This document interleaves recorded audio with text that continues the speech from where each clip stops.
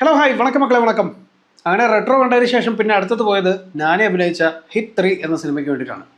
Hit 1 ഉം 2 കണ്ടിട്ടുള്ളവർക്കറിയാം ഈ ഒരു സിനിമയുടെ പാറ്റേൺ എങ്ങനെയായിരിക്കും, ഏത് തരത്തിലായിരിക്കും എന്നൊക്കെ. സെയിം അതേ പാറ്റേണിൽ തന്നെയാണ് ഒരു കഥാ പശ്ചാത്തലം കൊണ്ട് വെക്കുന്നത്. പക്ഷേ ഇവിടെ ടോട്ടലി ഡിഫറൻ്റ് ആയിട്ടുള്ള ഒരു പോലീസ് ഓഫീസറിനെ, അല്ലെങ്കിൽ ടോട്ടൽ ഡിഫറൻ്റ് ആയിട്ടുള്ള ഒരു ക്യാരക്ടറിനെയാണ് നമുക്ക് കാണിച്ചു തരുന്നത്. വണ്ണിലുണ്ടായിരുന്ന ആ ഒരു സിനിമ എന്ന് പറയുന്നത് ശരിക്കും പറഞ്ഞാൽ ഹിറ്റ് എന്ന് പറയുന്നതിൻ്റെ ഏറ്റവും ബെസ്റ്റ് മൂവി ആയിട്ടാണ് എനിക്ക് ഇതുവരെ ഫീൽ ചെയ്തത്. കാരണം ആ പാർട്ട് വണ്ണിനകത്ത് കിട്ടിയിരിക്കുന്ന ഒരു ആംബിയൻസും അതിൻ്റെ ഒരു സ്റ്റോറി ത്രെഡും ലൈനും ഒക്കെ ഭയങ്കര രസമായിരുന്നു. ടൂവിലേക്ക് വരുമ്പോഴത്തേക്ക് അദ്വിശേഷായിരുന്നു അഭിനയിച്ചത്. അദ്വിശേഷിൻ്റെ ആ ഒരു ക്യാരക്ടർ വെച്ചിട്ടുള്ള പടവും നൈസായിരുന്നു. അതിനകത്ത് മർഡറും മിസ്റ്ററിയും കാര്യങ്ങളും അതിൻ്റെ അന്വേഷണങ്ങളും ഒക്കെ ആയിരുന്നു. പക്ഷേ ഇവിടത്തേക്ക് വരുമ്പോഴത്തേക്ക് കുറച്ചുകൂടെ വലിയൊരു സ്കെയിലിലേക്കാണ് കഥ പറയുന്നത്. അപ്പോൾ ആ കഥ പറയുന്നത് ഭയങ്കര ടോട്ടലി ഡിഫറെൻ്റ് ആയിട്ടുള്ള ഒരു ഏരിയയിലേക്ക് നമ്മളങ്ങനെ കടത്തിക്കൊണ്ട് പോവുകയാണ്. പ്രത്യേകിച്ചും ഡാർക്ക് വെബ് എന്ന് പറയുന്നൊരു വേൾഡ്, അവിടെ സൈക്കോ ഇങ്ങനെയൊക്കെയുള്ള കുറേ ആൾക്കാരുടെ ഒരു ഒത്തുകൂടൽ, ഇങ്ങനെയുള്ള കുറേ പരിപാടികൾ. അപ്പോൾ ആ ഡാർക്ക് വെബിൽ എന്തൊക്കെയാണ് സംഭവിക്കുന്നത്, ആ എന്തൊക്കെ സംഭവിക്കുന്നു എന്നുള്ളതിനെ പറ്റിയിട്ടുള്ളൊരു കാര്യം തുടക്കത്തിൽ തന്നെ പറഞ്ഞു പോകുന്നുണ്ട്. അപ്പോൾ തന്നെ നമുക്ക് ഏകദേശം കഥയുടെ ഒരു ഗതി മനസ്സിലാവും. പിന്നീട് അങ്ങോട്ട് എന്ത് സംഭവിക്കുന്നു എന്നുള്ളതൊക്കെ നൈസായിട്ട് പ്രസൻറ്റ് ചെയ്ത് വെച്ചിട്ടുണ്ട്. പിന്നെ ഒന്നാമത്തെ കാര്യം പറയാം, ഈ മനക്കെട്ടി ഇല്ലാത്തവരും കുട്ടികളുമായിട്ടൊന്നും ഈ സിനിമയ്ക്ക് ചെന്ന് കയറരുത്. കാരണം അത്യാവശ്യം നല്ല രീതിയിൽ ഗംഭീരമായിട്ടുള്ള വയലൻസ് ഈ സിനിമയ്ക്കകത്തുണ്ട്. ആട്ടപ്പടലം, വെട്ട്, കുത്ത്, ചോര, ഇത് മാത്രമേ ഉള്ളൂ. സെക്കൻഡ് ഹാഫ് ഫുൾ അത് തന്നെയാണ്. ടൈറ്റിൽ എഴുതി കാണിക്കുമ്പോൾ തന്നെ അത്യാവശ്യം നല്ല ബ്ലഡ് ബാത്ത് കാണിച്ചുകൊണ്ട് തന്നെയാണ് തുടങ്ങുന്നത്.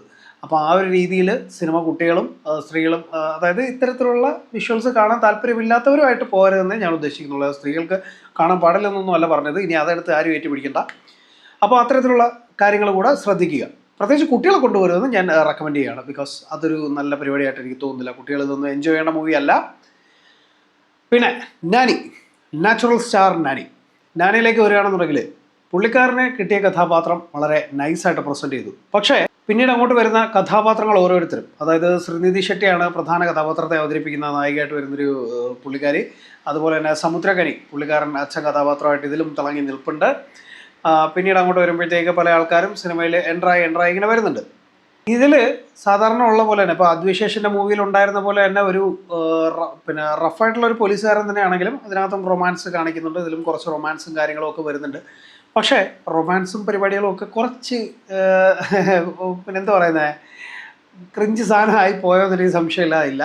അത് എസ്പെഷ്യലി ഫസ്റ്റ് ഹാഫിൽ ഓക്കെ ആയിരുന്നു. ഫസ്റ്റ് ഹാഫിൻ്റെ ഒരു പോർഷൻ വരേക്കും അതെല്ലാം ഓക്കെ ആയിരുന്നു. ബട്ട് സെക്കൻഡ് ഹാഫിലേക്ക് വരുമ്പോൾ അത് ടോട്ടലി അയ്യോ എന്ന് പറയുന്ന ഒരു സാധനത്തിലേക്ക് കൊണ്ടുവന്ന് വെച്ചതുപോലെ എനിക്ക് ഫീൽ ചെയ്തു. ശ്രീനിധിയുടെ പ്രകടനം അത്യാവശ്യം നന്നായിരുന്നു. അവരും കുറച്ച് ആക്ഷൻ സീക്വൻസുകളിലൊക്കെ അവർ നല്ലതായിട്ട് പ്രകടനം കാഴ്ചവെച്ചു. അതുപോലെ തന്നെ കൂടെ ഉണ്ടായിരുന്ന ഓരോരുത്തരും അത്യാവശ്യം നല്ല രീതിയിൽ തന്നെ പെർഫോം ചെയ്തിട്ടുണ്ട്.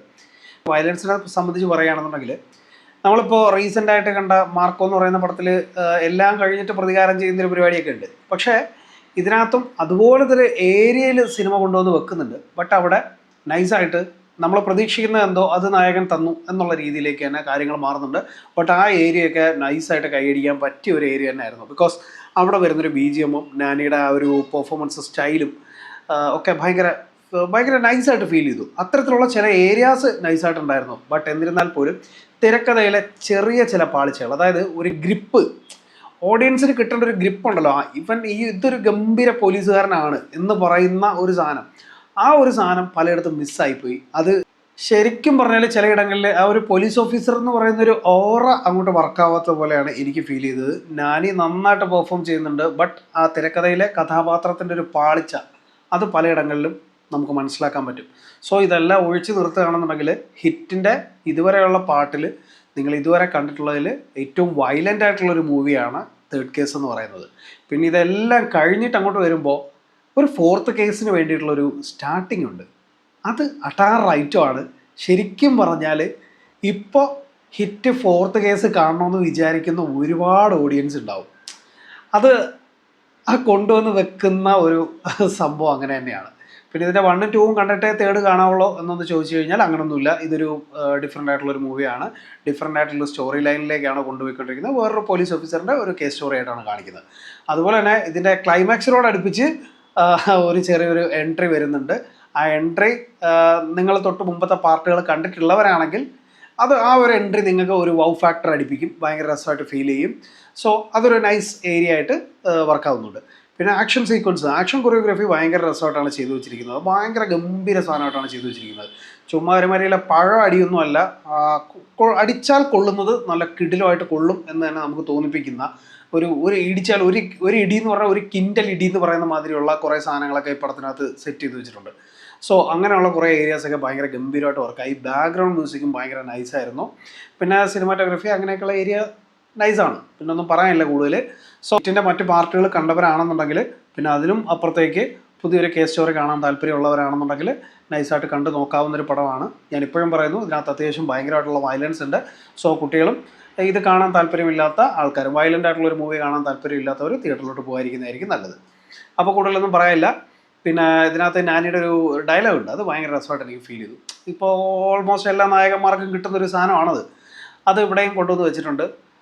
എന്തോ നീ സർവൈവ് ചെയ്യില്ലടാ എന്ന് പറയുന്ന സമയത്ത് നാനിയുടെ ഒരു ഡയലോഗ് ഉണ്ട്, എൻ്റെ കരിയറിൻ്റെ തുടക്കം മുതലേ ഞാനിത് കേൾക്കുന്നതാടാ എന്ന് പറയുമ്പോൾ കിട്ടുന്നൊരു ചെറിയൊരു പെയിൻഫുൾ ഹാപ്പിനെസ് ഉണ്ട്. അത് ഭയങ്കര രസമായിട്ട് എനിക്ക് ഫീൽ ചെയ്തു. കാരണം ഈ നീ ഒന്നും കയറി പോകത്തില്ലടാ എന്ന് പറയുന്ന അവിടെ നിന്ന് അയാളെ വെട്ടിപ്പിടിച്ചതിൻ്റെ ഒരു മധുരപ്രതികാരം എന്നതുപോലെയാണ് ആ ഡയലോഗ് എനിക്ക് ഫീൽ ചെയ്തത്.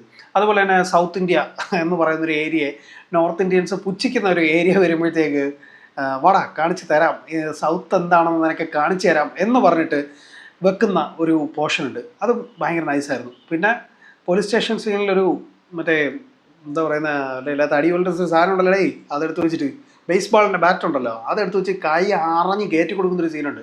എനിക്കത് ഗ്ലിംസിലോ മറ്റോ വന്നിട്ടുണ്ടെന്ന് തോന്നുന്നു. സോ അതൊക്കെ ഭയങ്കര പൊളിയായിരുന്നു. എനിവേ എന്താണെങ്കിലും ഞാൻ പാർട്ട് 4 വേണ്ടിയിട്ടാണ്, കേസ് 4 വേണ്ടിയിട്ട് ഞാൻ ഭയങ്കരമായിട്ട് വെയിറ്റ് ചെയ്യുന്നുണ്ട്. അതൊരു അടാറ് മുതലായിരിക്കും.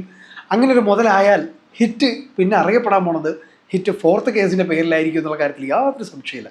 കാരണം ഞാൻ അത്രയും ഭയങ്കരമായിട്ട് എൻജോയ് ചെയ്തു ആ അത്രയും സെക്കൻഡ്സ്. അത് പൊളിയായിരുന്നു. So I'm waiting for HIT 4th case.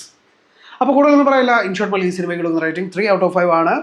പിന്നെ അഭിപ്രായങ്ങൾ വ്യക്തിപരം, സിനിമ തിയേറ്ററിൽ തന്നെ കണ്ട് വിലയിരുത്തുക. നിങ്ങൾക്ക് സിനിമ ഇഷ്ടമായാൽ കമൻറ്റ് ചെയ്യുക. അതുപോലെ തന്നെ നമ്മൾ ചെയ്യുന്ന വീഡിയോസും റിവ്യൂസും ഒക്കെ ഇഷ്ടപ്പെടുകയാണെന്നുണ്ടെങ്കിൽ അതിനെക്കുറിച്ചുള്ള അഭിപ്രായങ്ങൾ കമൻറ്റ് ചെയ്യാൻ മറക്കരുത്. വീഡിയോ ഇഷ്ടമായാൽ മറ്റുള്ളവർക്ക് കൂടി ഷെയർ ചെയ്ത് കൊടുക്കുക, കൂടെ ഉണ്ടാവുക, സപ്പോർട്ട് ചെയ്യുക. പുതിയ വീഡിയോസ് ആയിട്ട് വീണ്ടും കാണാം. അതുവരേക്കും